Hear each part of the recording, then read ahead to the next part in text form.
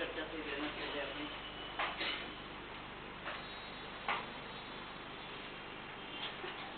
Health વિશેના અભિપ્રાયો કર્યા આપણે અલગ અલગ view biological view ecological view socio cultural view holistic approach holistic view disease સાથે સંકળાયેલી થિયરીની પણ વાત કરી ગઈ વખતે આપણે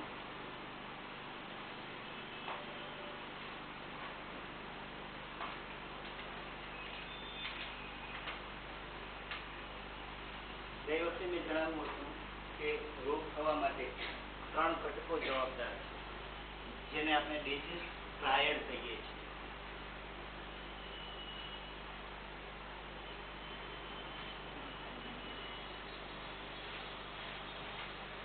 અથવા એપિડેમિયોલોજીકલ ટ્રાયડ તરીકે ઓળખીએ છીએ. હોસ્ટ એટલે જેને રોગ થાય છે તે બોડી શરીર. એજન્ટ એટલે રોગકારક જે રોગ માટે જવાબદાર છે તે. અને એન્વાયરમેન્ટ એટલે વાતાવરણ જે રોગ થવા માટે અનુકૂળ પરિસ્થિતિ ઊભી કરે છે.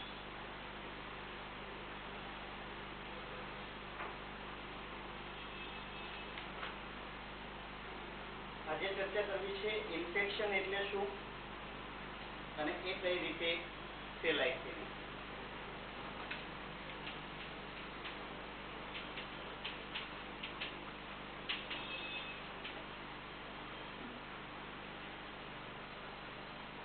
તમે એનેટોમી ફિઝિયોલોજીમાં માઇક્રોબાયોલોજી નું સેક્શન ભણ્યા છો. કોઈ પણ ઓર્ગેનિઝમ બે પ્રકારના હોય, એક માઇક્રો ઓર્ગેનિઝમ અને એક macro organism. Micro is what? જેને તમે નરી આંખે જોઈ નથી શકતા અને આપણે સૂક્ષ્મ જીવાણુ કહીએ છીએ.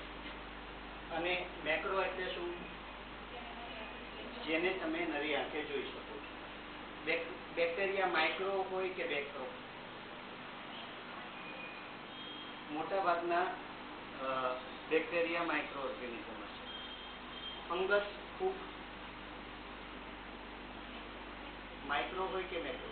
એટલે જરૂરી નથી કે જેટલા ઓર્ગેનિઝમ રોગ માટે કારક છે એ બધા માઇક્રો ઓર્ગેનિઝમ જ હોય.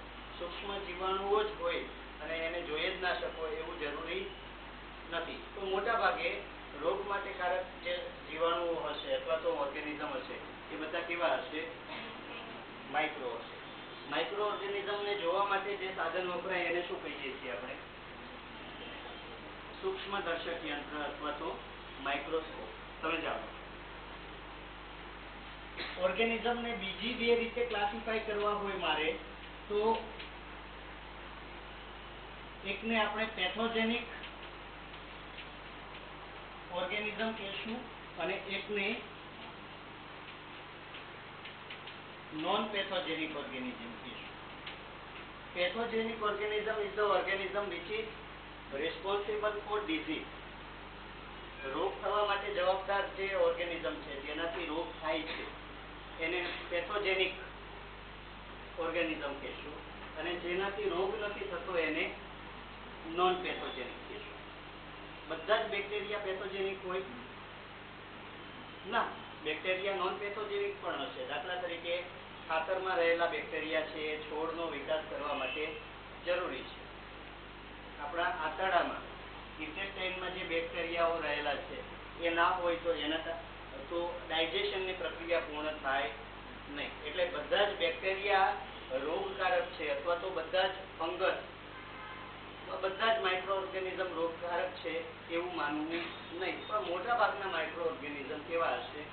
રોગ માટે જવાબદાર હશે.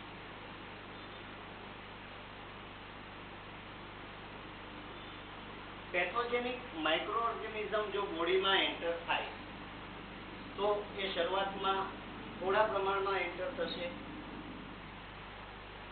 થોડા પ્રમાણમાં એન્ટર થયેલા માઇક્રો ઓર્ગેનિઝમને બોડીમાં યોગ્ય વાતાવરણ મળે તો એનો વિકાસ થશે, વૃદ્ધિ થશે, અને એ વૃદ્ધિ થવાના કારણે માઇક્રો ઓર્ગેનિઝમની સંખ્યા વધશે, બ્લડ સ્ટ્રીમમાં ભળશે, લોહીમાં ભળશે. લોહી જે તે લોકેશન પર જઈ અને માઇક્રો ઓર્ગેનિઝમને એકત્રિત કરશે અને ત્યાં એનો વૃદ્ધિ અને વિકાસ થાય અને જે તે રોગ થયો એવું કહેવાય. આ જે રોગનો પ્રકાર છે એને શું કહેશું આપણે? Infectious disease. શરીરની અંદર રોગકારક માઇક્રો ઓર્ગેનિઝમ જમા થાય, વિકાસ થાય અને રોગના લક્ષણો ઊભા થાય, આને આપણે ઇન્ફેક્શન કહીએ છીએ. ઇન્ફેક્શન એટલે ચેપ લાગવો.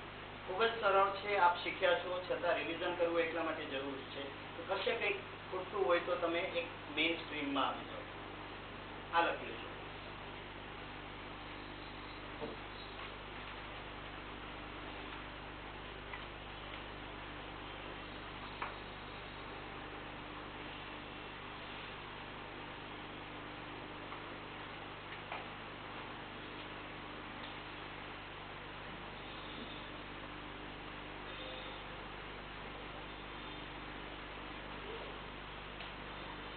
રિમોટ ક્યાં છે?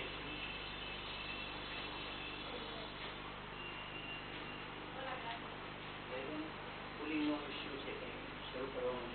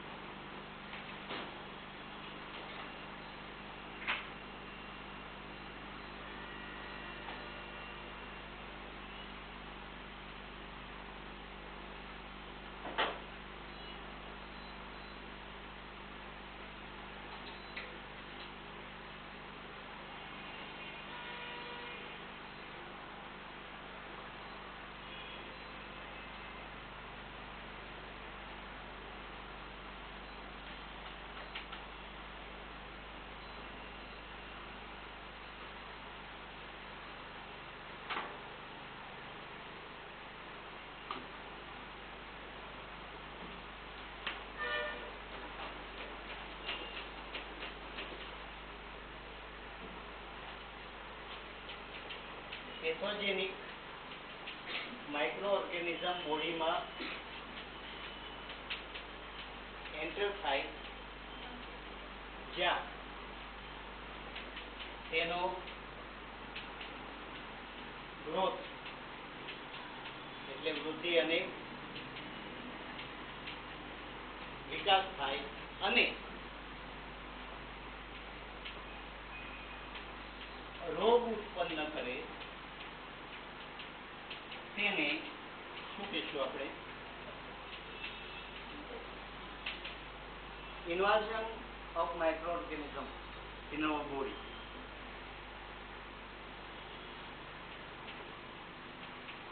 આ પ્રકારના રોગને શું કહેશું?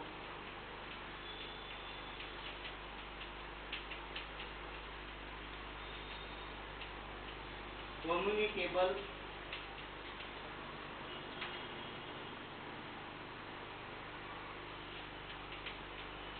ડિઝીઝ અથવા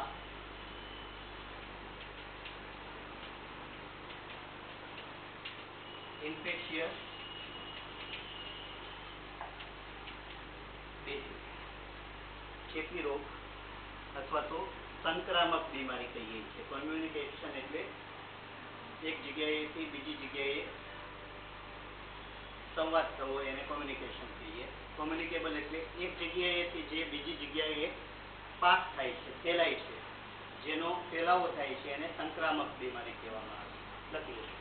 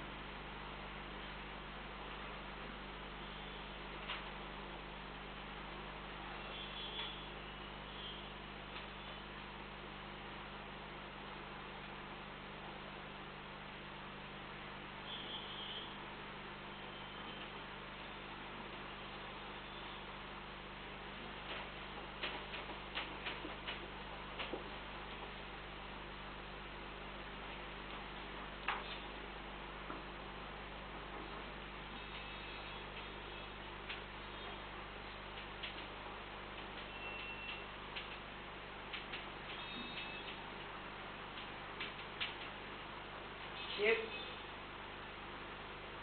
બોડીની અંદર કઈ રીતે આગળ વધે. Micro organism enters in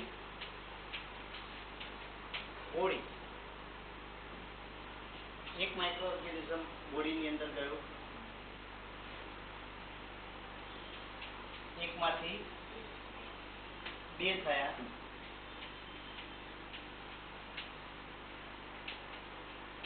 double થાય, બે માંથી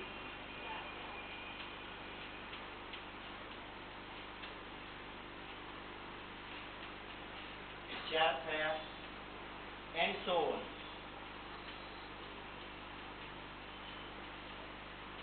ચાર માંથી 8 થાય, 8 માંથી 16 થાય. આ ડબલિંગ ની જે ક્રિયા થાય છે, આ વૃદ્ધિ ને શું કહીએ છીએ આપણે? ઇન્ક્યુબેશન. જે વૃદ્ધિની ક્રિયા થાય છે એને શું કહેવામાં આવે છે? ઇન્ક્યુબેશનની પ્રોસેસ. ઇન્ક્યુબેશન એટલે યોગ્ય વાતાવરણ, હીટિંગ કરો, હીટિંગ જ હોય, હીટ નહીં મળે, ગરમી નહીં મળે તો માઇક્રો ઓર્ગેનિઝમનો વિકાસ થાય નહીં. એટલા માટે થઈને વસ્તુ બગડે નહીં એટલે આપણે ફ્રીજમાં મૂકીએ છીએ. વાતાવરણ ઠંડુ હશે તો યોગ્ય વાતાવરણ ગણાશે ને વિકાસ માટે થઈને, એટલા માટે થઈને વિકાસ થાય નહીં. એટલે તમે દૂધને મેળવી અને ફ્રીજમાં મૂકી દો તો સવારે દહીં થશે ખરું? નથી ટ્રાય કરી ક્યારેક?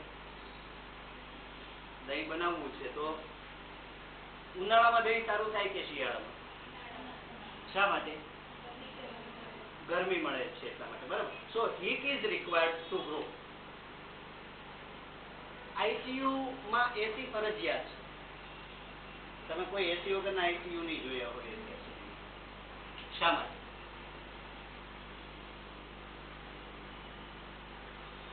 બિલ વધારે બનાવી શકાય એટલે. ઇન્ફેક્શન છે એ ઠંડુ વાતાવરણ હશે તો એનો ઝડપ છે, ઇન્ક્યુબેશન કેવું થઈ જશે? ઓછું થઈ જશે. ઇન્ફેક્શન સ્પ્રેડિંગના ચાન્સીસ કેવા થઈ જાય? શિયાળામાં વ્યક્તિને ચેપી રોગ ઓછા લાગે, હવા દ્વારા ફેલાતા રોગને બાદ કરતા. ઇન્ફેક્શન શિયાળામાં વધારે સ્પ્રેડ નહીં થાય. શિયાળો હેલ્થી છે એવું કહીએ આપણે. હેલ્થ શા માટે વધારે સારી રહી? કારણ કે ઠંડુ વાતાવરણ. Incubation is what? એકમાંથી બે થાય આ જે પ્રક્રિયા છે એને શું કહીએ છીએ આપણે? ઇન્ક્યુબેશન. અને એ થવા માટેનો જે સમય લાગે એને શું કહીએ છીએ આપણે?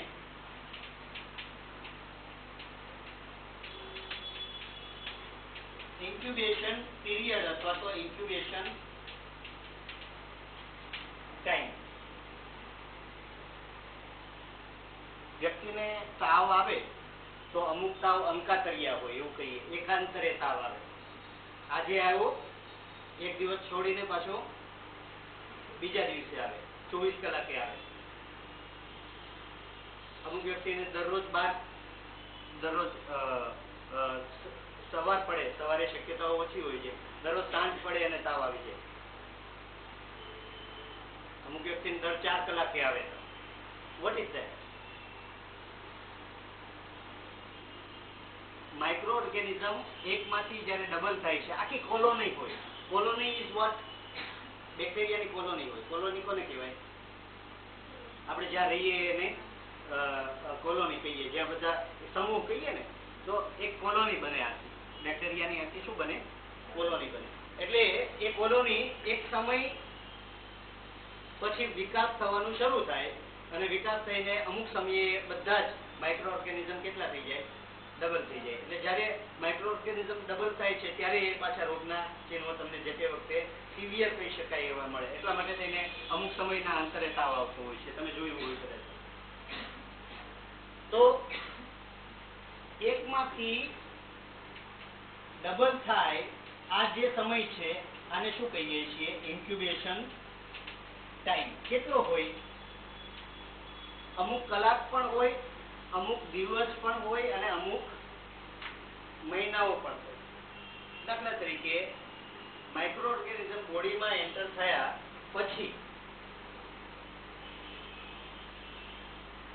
કમળો જોન્ડિસ મે બી 30 કે 40 દિવસે થાય. એટલે દૂષિત પાણી ક્યારે પીધું એ ખબર જ નથી. 30 દિવસ પછી જ જોન્ડિસના લક્ષણો દેખાય તમને. તો એનો ઇન્ક્યુબેશન પીરિયડ ઘણો લાંબો છે.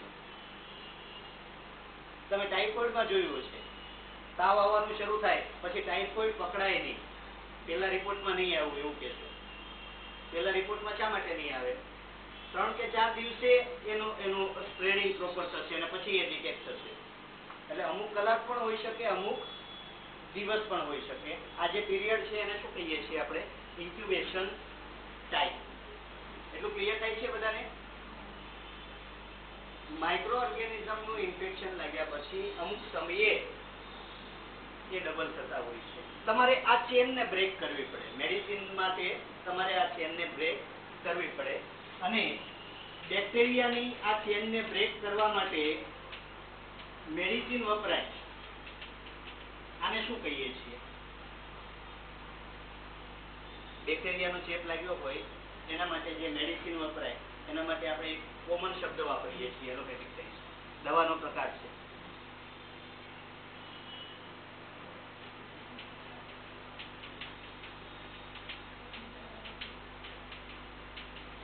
એન્ટીબાયોટિક.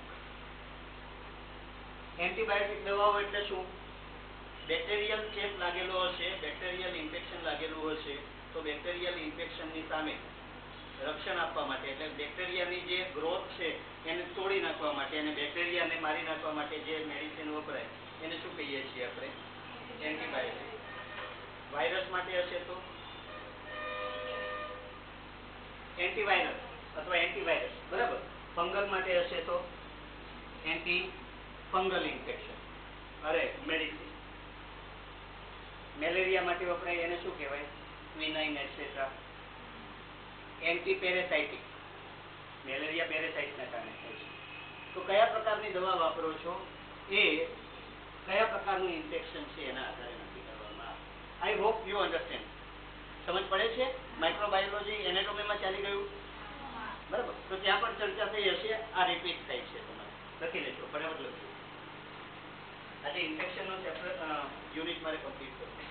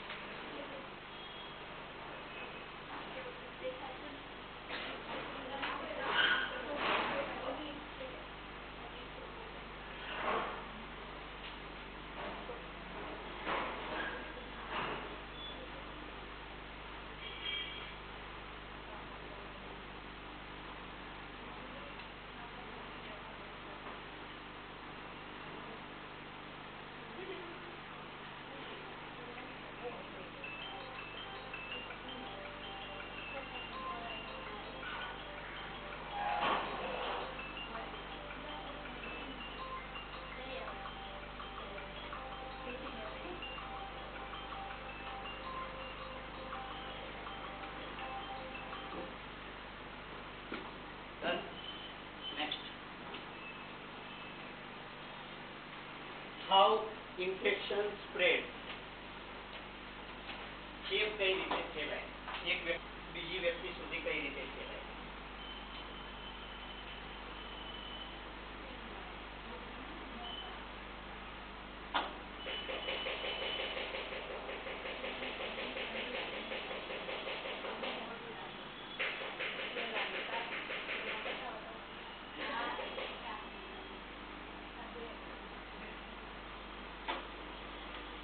જણાવશો મને? Mode of infection spread.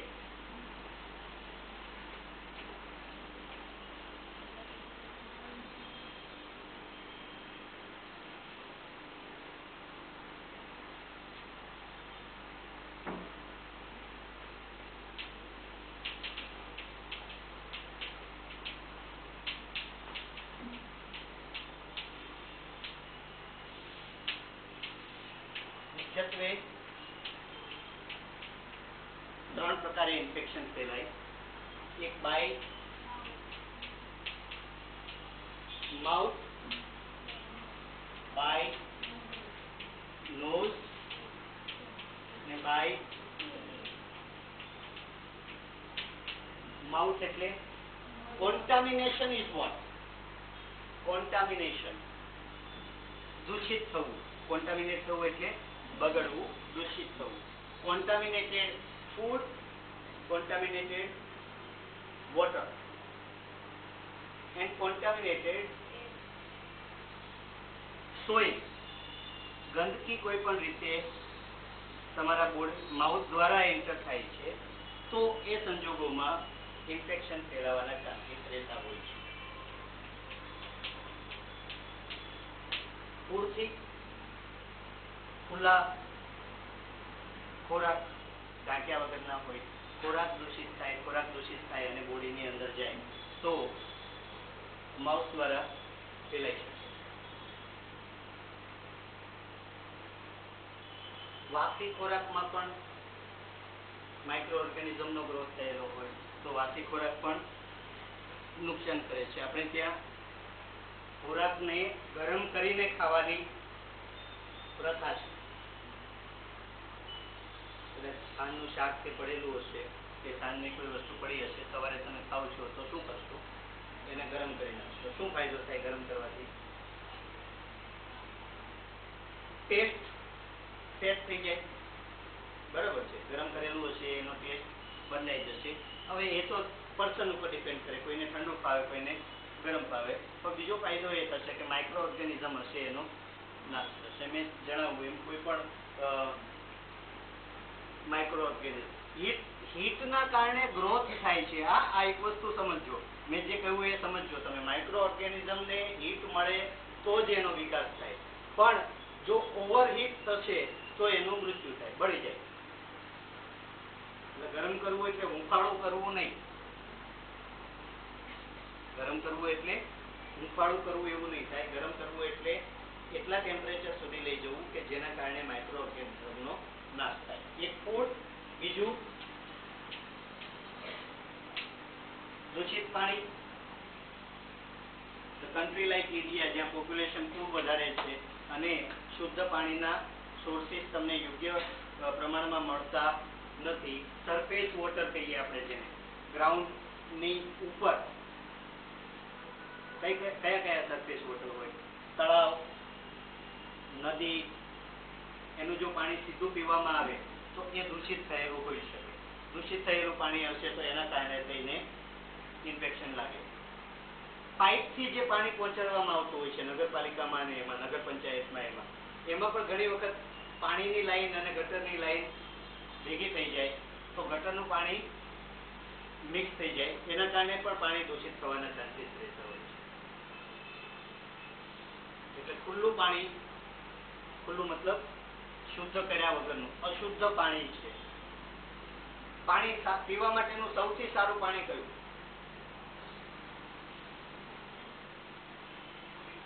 Bisleri, mineral water કહીએ આપણે. મિનરલ વોટર એટલે બિસ્લરીનું પાણી નહીં. ઝરણામાંથી જે સીધું નીકળે છે ને, ગંગોત્રી જવું પડે તમારે.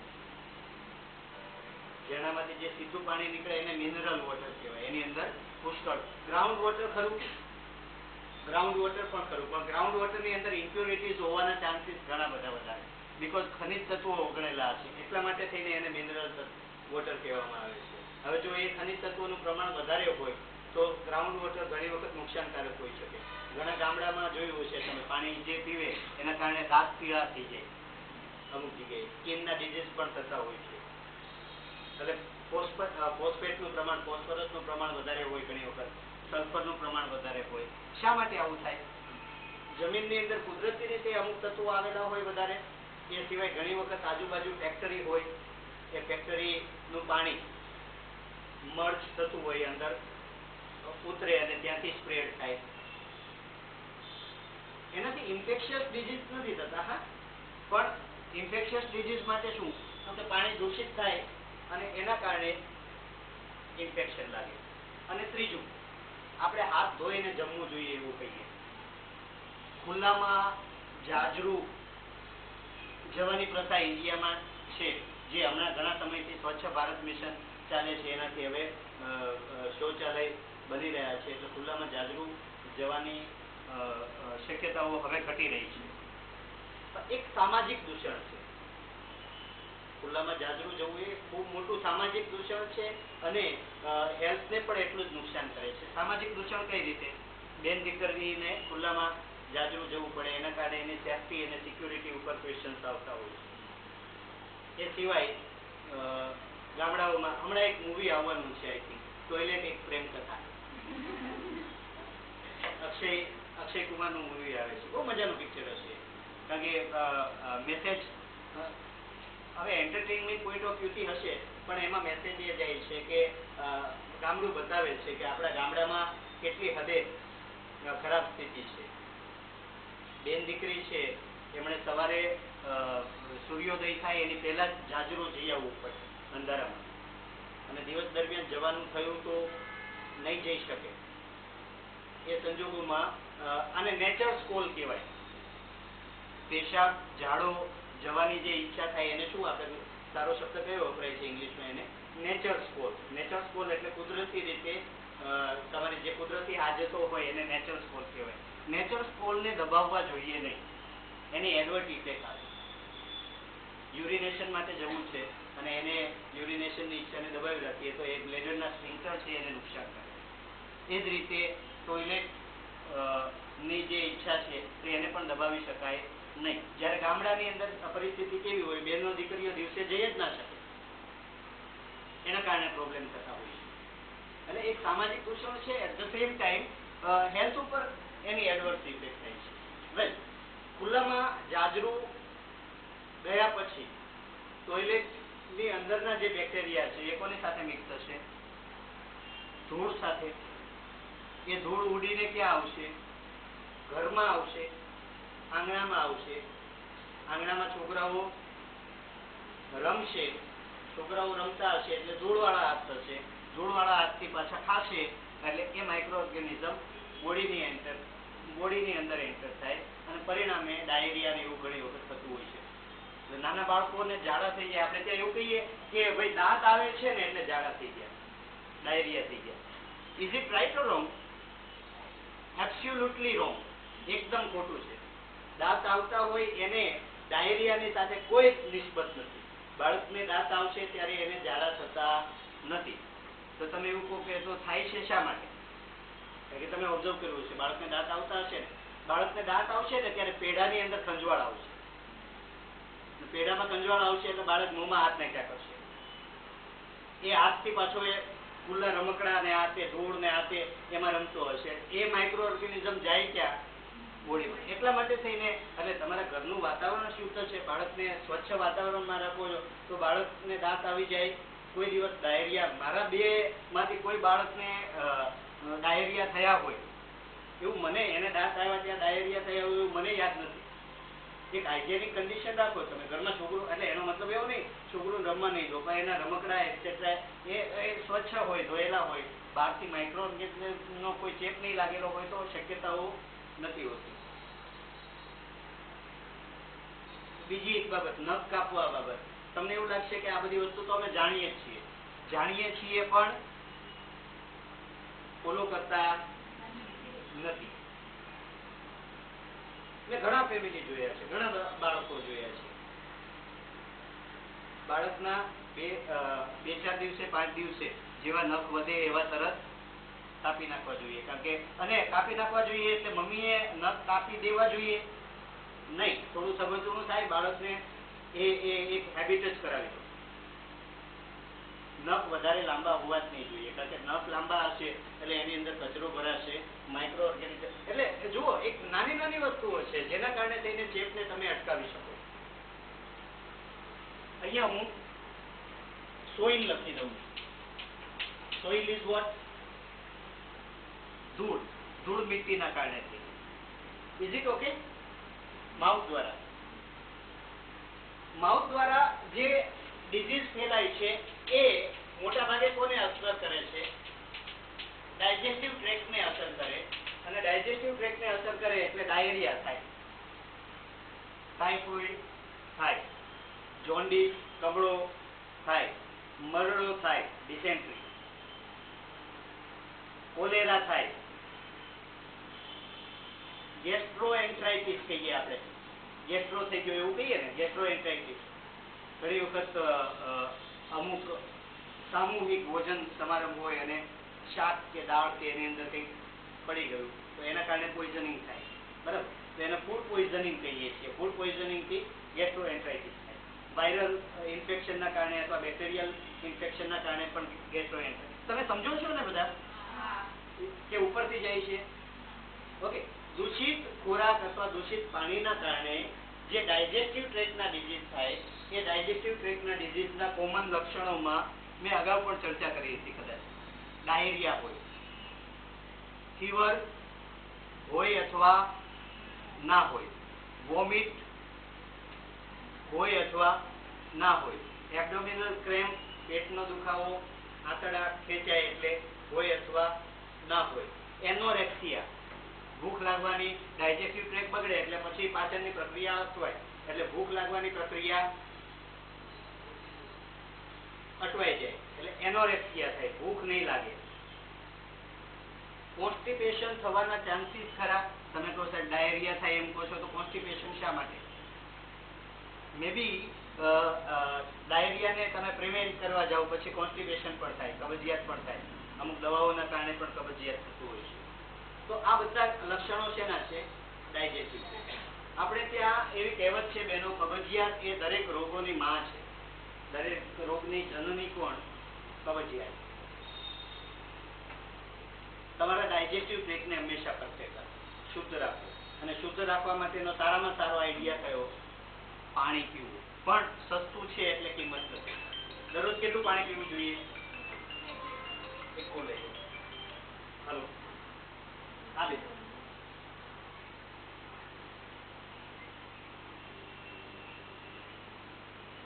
હા, વાંધો નહીં, શાંતિથી આવો.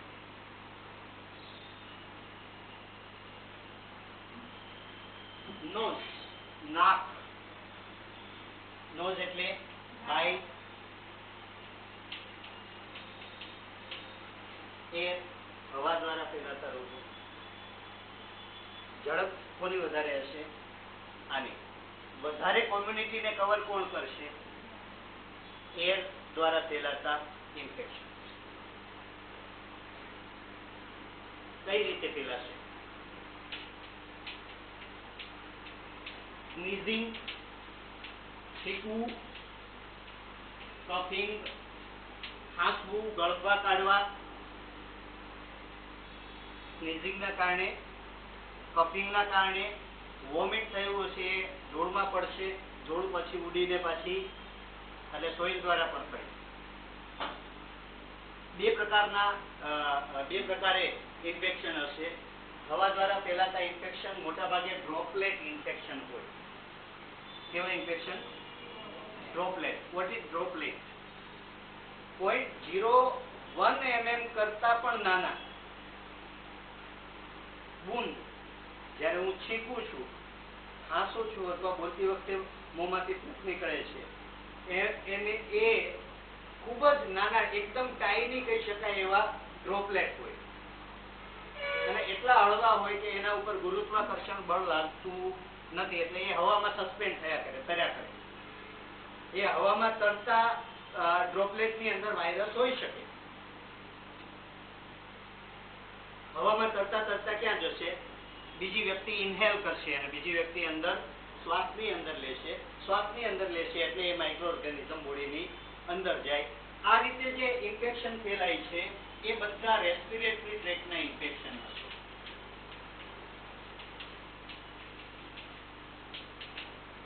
શ્વસન માર્ગના રોગ ઉદાહરણ આપશો?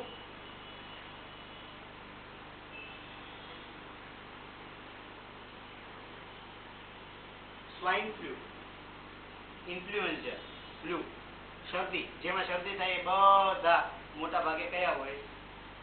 હવા દ્વારા ફેલાતા જ રોગો હોય. પાણીમાં નાહવાથી શરદી થતી, ઠંડા પાણીમાં નાહવાથી શરદી થતી. આપણે બહુ માન્ય, એકદમ ખોટી માન્યતાઓ છે. તાવ આવે તો નવાય નહીં. સાચું કે ખોટું? તાવ આવે ત્યારે જ નાહવું જોઈએ, તો ઉતરી જાય, ટેમ્પરેચર ઉતરી જાય.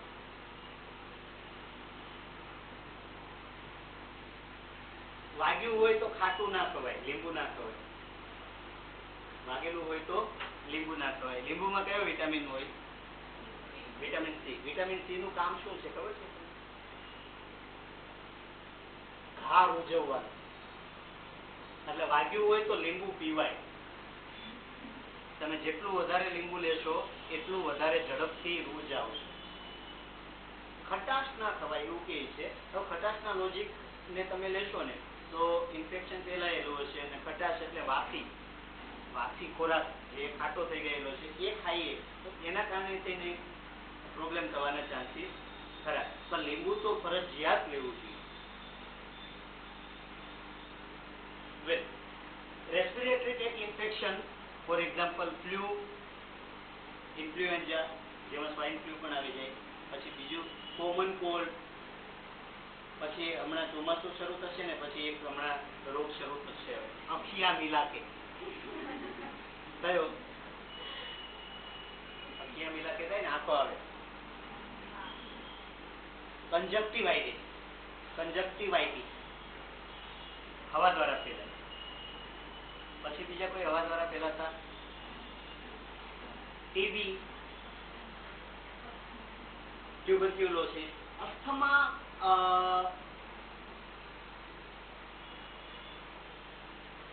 is actually speaking not a disease. disease હોઈ શકે. એ actually એને COPD કહેવામાં આવે, ક્રોનિક ઓબ્સ્ટ્રક્ટિવ પલ્મોનરી ડિઝીઝ. એનું એક જે રીતે તાવ એ રોગ નથી તો ટાઇફોઇડમાં તાવ થાય એમ COPD ની અંદર અસ્થમા થાય, chronic obstructive pulmonary disease. Pulmonary શબ્દ આવ્યો એનેટોમીમાં? નથી આવ્યો હજુ. પલ્મોનરી એટલે શ્વસન સંબંધિત. એટલે COPD ની અંદર અસ્થમા થાય. Yes, agree. એટલે આ બધા લક્ષણો. ન્યુમોનિયા શબ્દ સાંભળ્યો છે બધાએ, બરાબર? All this disease R related with respiratory system. એક માઉથ દ્વારા, બીજું નોઝ દ્વારા, ત્રીજું કોન્ટેક્ટ દ્વારા, સીધા સંપર્ક દ્વારા. સીધો સંપર્ક કયો કયો હોય?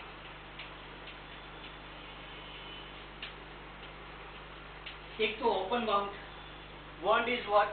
ઘા લાગેલો હોય, ખુલ્લો ઘા હશે. ખુલ્લો ઘા લાગેલો હશે એ કોન્ટામિનેટ થશે, દૂષિત થશે. દૂષિત થશે અને ચેપ ફેલાશે. એક ઓપન માઉથ. બીજો એક પ્રકાર છે STD. આપણી ચર્ચા અગાઉ થઈ છે કદાચ. Sexually transmitted disease. બોડીમાં ઓપનિંગ કયા કઈ જગ્યાએ છે? બોડીના ઓપનિંગ કયા? તમે હેડ થી ટો સુધી લઈ લો તો ખુલ્લા ભાગ કયા બોડીમાં?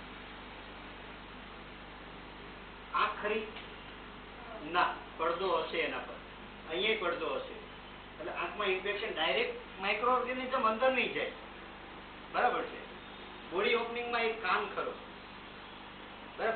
પડદો હશે તો પણ કાનને ઓપનિંગ ની અંદર આપણે કદાચ ગણીએ. નોઝ વન વે છે કે ટુ વે છે? બે બાજુ ખુલ્લો છે કે એક બાજુ? વન સાઈડ ઓપનિંગ છે. નાક ઉપર અહીંયાથી ઓર્ગેનિઝમ એન્ટર થઈ શકે, અંદર સીધા ફેફસા છે, પછી બહાર પાછું નાકમાંથી જ નીકળવું પડે, એટલે એ એક આખી સર્કિટ છે, બરાબર? એટલે વન વે છે. પછી માઉથ નું ઓપનિંગ, માઉથ અને બીજું ઓપનિંગ રેક્ટમ, મળદ્વાર, ઓપન સર્કિટ છે. એટલા માટે થઈને માઉથના ઇન્ફેક્શન વધારે લાગવાના ચાન્સીસ રહેતા હોય છે. માઉથ થી આખો ટ્રેક તમે ડાયજેસ્ટિવ ટ્રેક લો તો માઉથ, ધેન અન્નનળી, ધેન નથી ચાલ્યું, હજુ બાકી છે. અન્નનળી ક્યાં ખુલે? જઠરમાં, સ્ટોમેકમાં, ત્યાંથી નાનું આંતરડું, ત્યાંથી મોટું આંતરડું, ત્યાંથી રેક્ટમ, મળાશય, ત્યાંથી મળદ્વાર, એનસ. જે ખોરાક લીધેલો છે એ છેલ્લે મળ દ્વારા બોડીની બહાર નીકળી જાય. એટલે બે ઓપનિંગ થયા, એક માઉથ અને એક મળદ્વાર. જ્યાં જ્યાં ઓપનિંગ છે ત્યાંથી માઇક્રો ઓર્ગેનિઝમ બોડીમાં જાય, બીજે ક્યાં જવાના? બરાબર. Than urethra. યુરેથ્રા એટલે પેશાબનું છિદ્ર, મેલમાં અને ફિમેલમાં. પેશાબના ઇન્ફેક્શન, યુરિનરી ઇન્ફેક્શન સ્ત્રીમાં વધારે હોય કે પુરુષમાં? કારણ શું? બેનો, તમને બધાને ફરી વખત રિવાઇઝ કરું છું. હું જયારે ભણાવું છું ત્યારે you all are daughters, I am a father. બીજી રીતે હું ફાધર કે મેલ કે ફિમેલ નથી કોઈ, તમે મેલ ફિમેલ નથી, you are student, I am a teacher of science. Fine. Urethra, બેનોમાં ઇન્ફેક્શન વધારે શા માટે લાગે કમ્પેર ટુ મેલ?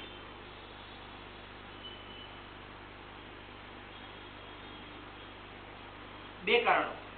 કારણ નંબર 1, યુરેથ્રલ ઓપનિંગ છે ને, જે પેશાબનું છિદ્ર, ત્યાંથી નળી, પેશાબની જે નળી હશે જે સીધી અંદર બ્લેડર સુધી જાય છે, એ પેશાબનો રૂટ છે, એ રૂટ સ્ત્રીમાં નાનો હશે, પુરુષમાં મોટો હશે. એટલે માઇક્રો ઓર્ગેનિઝમને છેક અંદર સુધી પહોંચવા માટે ટાઈમ લાગે અને વચ્ચે કદાચ મૃત્યુ પામે. એક. અને બીજું, યુરિનરી ઓપનિંગ યુરેથ્રાની બાજુમાં જ વજાઇના છે, યોનિમાર્ગ છે. એટલે વજાઇનલ ઇન્ફેક્શન યુરેથ્રાને લાગવાના ચાન્સીસ. આપણે એક પર્સનલ હાઇજીન ફંડામેન્ટલમાં ભણશો તમે. પર્સનલ હાઇજીન ની અંદર ખાસ જણાવવામાં આવે શરીરનો સૌથી દૂષિત ભાગ કયો? જનનાંગો. આપણા જનનાંગો છે એ શરીરનો સૌથી દૂષિત ભાગ છે, અને એનું રેગ્યુલરલી એનું જો ક્લિન્ઝિંગ થતું નથી, એને વ્યવસ્થિત સાફ રાખવામાં નથી આવતા, તો ઘણી બધી વખત બહેનોને યુટીઆઈ થવાના ચાન્સીસ ખૂબ જ રહેતા હોય. એક બીજો શબ્દ છે લ્યુકોરિયા. દીકરીઓને આ પ્રોબ્લેમ રહેતો હોય છે. લ્યુકોરિયા એટલે સફેદ પાણી બીમારી છે. બેસિકલી લ્યુકોરિયા પાછળનું કારણ મેં જણાવ્યું એમ જ છે, સ્વચ્છતાના અભાવના કારણે જ લ્યુકોરિયા થાય. વ્હાઇટ ટીચર એટલે મેન્સ્ટ્રુઅલ હેલ્થ, અને એને દરેક બહેનોએ ખાસ કાળજી રાખવી જરૂરી છે. ઓપનિંગ કયા? કાન, માઉથ, એનસ, યુરેથ્રા. બહેનોમાં યોનિમાર્ગ, that is vagina. these are the opening. એ સિવાય કશે માઇક્રો ઓર્ગેનિઝમ દવાના ચાન્સીસ રહેતા નથી. વજાઇના, એનસ ના કારણે જે ઇન્ફેક્શન લાગે છે, that is ST, sexually transmitted.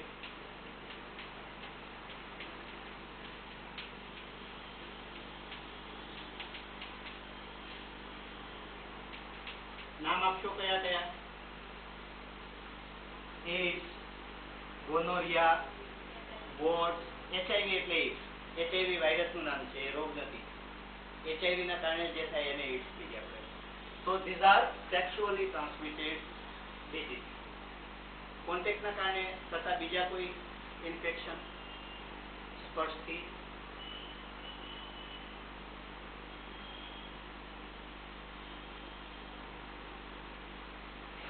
Intake હોય, સ્કિન છે તો ચેપ નથી લાગતો.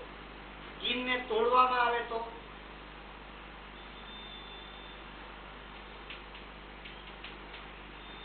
કરડવું, કરડવાના કારણે ઇન્ફેક્શન અંદર જઈ શકે. શું કરડે?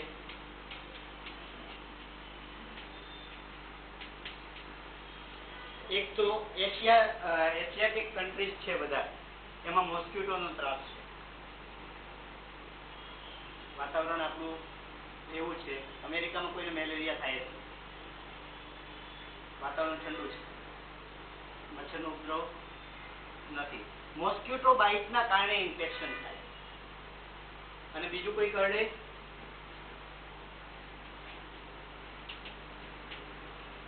એનિમલ બાઇટના કારણે ઇન્ફેક્શન થાય. Animal bite is what? કૂતરું કરડે અથવા કોઈ પણ જાનવર. મોટા ભાગના જાનવરની લાળમાં રેબીઝના વાયરસ હોય, હડકવા. સો ઇન્ફેક્શન મુખ્યત્વે 3 પ્રકારે ફેલાય: by mouth, by nose, by skin. Is it clear? Okay. Next સેશનમાં આપણે જ્યારે વાત કરીશું ત્યારે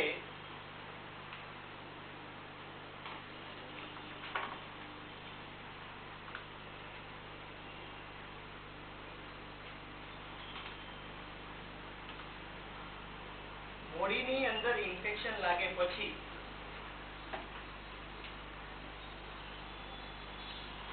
શરીરમાં રોગની સ્થિતિ કઈ રીતે આગળ વધે છે, ફેલાય છે, એની ચર્ચા કરીશ.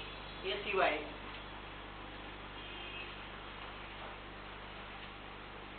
હેલ્થના ડાયમેન્શન કરવાના આઈ થિંક બાકી છે. આપણે હેલ્થ ડાયમેન્શન લઈ લઈશું. હેલ્થ ડાયમેન્શન કમ્પ્લીટ થયા પછી હેલ્થ ડિટર્મિનેશન થઈ જશે અને હેલ્થ ઇન્ડિકેટર કરી દઈશું.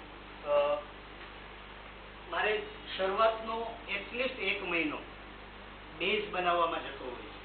જ્યાં સુધી હું તમને પ્રોપરલી ઇન્ફેક્શન નહીં સમજાવું ત્યાં સુધી તમને ભવિષ્યમાં ઇન્ફેક્શન રિલેટેડ બાકીની બધી બાબતો સમજાશે નહીં. જ્યાં સુધી હું તમને પ્રોપરલી હેલ્થ એટલે શું એ નહીં સમજાવું ત્યાં સુધી ભવિષ્યમાં તમને હેલ્થ રિલેટેડ કોમ્યુનિટીના કોઈ પણ કન્સેપ્ટ સમજાશે નહીં. એટલે આઈ ડુ એગ્રી, મેં ઘણો સમય લીધો છે, પણ એ સમય શરૂઆતમાં જે કર્યું છે, આ જે કન્સેપ્ટ છે એ તમને ઓવરઓલ દરેક જગ્યાએ ખૂબ જ કામ લાગશે.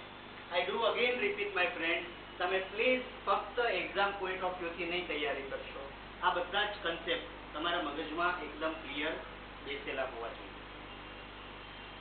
અને તમને પ્રશ્ન પૂછવામાં આવે તો એ એક પ્રોપર ટ્રેકમાં હોવા જોઈએ. જો હું માઉથની વાત કરતો હતો ત્યારે હું અહીંયા નહોતો ગયો, મેં વિચાર્યું નહોતું લખો.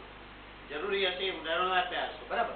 એક ટ્રેકથી ચાલશો, તમે એક ટ્રેકથી ચાલો છો તો એ ટ્રેકથી ચાલવાથી તમારા કન્સેપ્ટ ક્લિયર રહેશે. એટલે જો મારે તૈયારી કરવી છે તો ઇન્ફેક્શન કઈ રીતે ફેલાય, તો મારા મગજમાં પહેલા 3 આવે. 3 કયા કયા? માઉથ, ધેન નોઝ અને સ્કિન. Mouth, nose, skin. યાદ રાખવાની પદ્ધતિ આ જ છે, બરાબર. પછી માઉથની વાત કરું છું તો માઉથમાં કેટલા પ્રકાર પાડીશું? મોઢા દ્વારા શું કઈ વસ્તુ 3 જાય? તો ખોરાક જાય, પાણી જાય અને ધૂળ ને રજકણ બધી બાકીનો કચરો જશે, બરાબર છે. તો એ 3 લઈ લીધા. નોઝમાં શું જાય? તો કે અવાજ જાય, બીજું કોઈ જવાની શક્યતા નથી, બરાબર. અને સ્કિનમાં, સ્કિનની અંદર પાછા મેં 3 ભાગ પાડ્યા. એક ખુલ્લા ઘા હશે, એક કરડવાના કારણે, બાઇટના કારણે, અને એક sexually transmitted disease. That's all. યાદ એટલું જ કરવાનું છે, તમારે ગોખવાનું.